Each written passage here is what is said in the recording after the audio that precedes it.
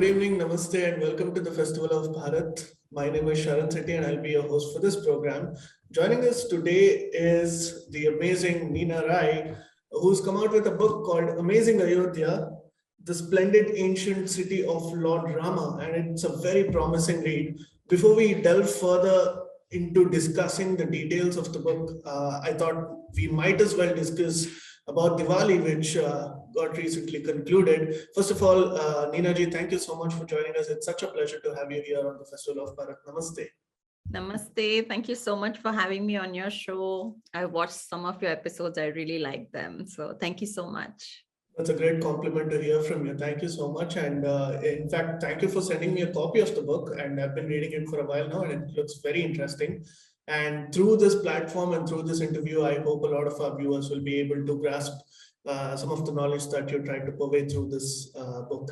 Yeah, in fact, why only some of the people? I think that all the people who watch this should grasp something about Ayodhya and understand why Hindus fought so much for such a sacred land. And I think every Hindu should know about Ayodhya, what Ayodhya used to be, so that they can redevelop the pride that has been robbed by a series of, bad history teachings, thanks to the, our education ministers and the communists who have written history for us.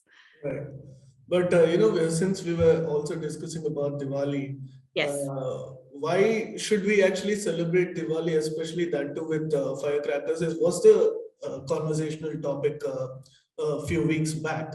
Yeah. Because if you want to celebrate Diwali, why not just light diyas? What is the need for bursting firecrackers is what a lot of activists online were saying. Invokes. Right. These days, okay, so sorry to say this, but every dumb idiot becomes an activist these days, and every woke thinks that they're an activist. And, sometimes people don't have titles, so they call themselves activists. So this is number one I want to tell you, okay? And the question you need to ask is, why not?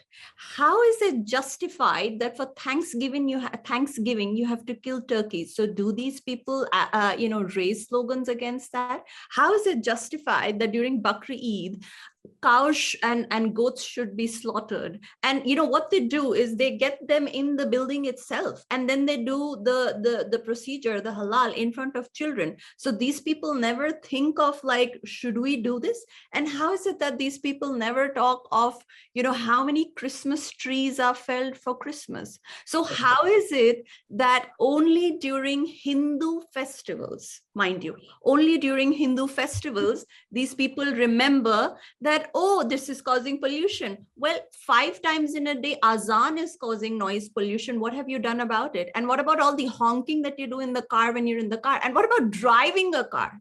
I mean, how many people drive diesel cars? Do you know how much pollution diesel cars cause? So how is it that the same people don't ask these questions? And, there are people who are like, oh my God, my dog gets so scared. And, I'm like, yeah, but you eat chicken and you eat lamb and you eat other animals. So how is it that, there is this dichotomy in society wherein just because it's a dog or a cat, it's more valuable than who? The other animals. So it's basically saying, I'm better than you, and whatever I say is better than you. But if you're a Hindu and you like cows and you think cows are sacred, you must be, old-fashioned or stupid or something. So the question is not about Diwali.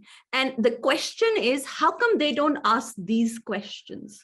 How is it only selective during Diwali? And about diyas? I think the simple answer is most of these books have an IQ, a very high IQ. And the IQ here stands for Instagram quotient. So, dogs and cats are very popular on Instagram. But yes. So cat videos are the most watched videos on social media, on YouTube. You just take one of these cat videos, huh? And by the way, I'm not trying to cast aspersions on them. I myself have had cats and dogs as pets. In my family's had cows, cats, dogs, ducks, or you name it. We've had them as pets. I've had birds as pets. I love all animals. I'm not judging anything. But you're right. This is like millions of people just watch cats. This is the IQ level of the masses. This is what they watch. And then we're supposed to hear from the masses what we should be doing. So, if the IQ level of the masses is so low, what kind of decisions are they going to make? And the kind of questions they're going to raise is anyways going to be really sad. So please remember to subscribe to us and switch on the notifications for this channel. For our other social media links, more content, and to support our work, please visit citti.net. Dhanyavad. Namaskar.